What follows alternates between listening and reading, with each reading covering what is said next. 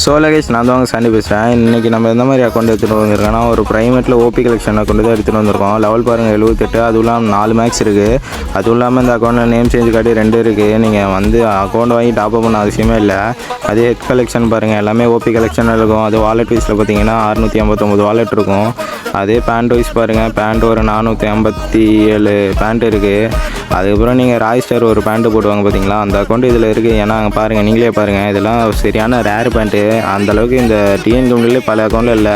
அதுவும் இல்லாமல் டாப் ரூமில் 2 இருக்குது. அதுவும் இல்லாமல் 100 அமௌண்ட் இருக்குது.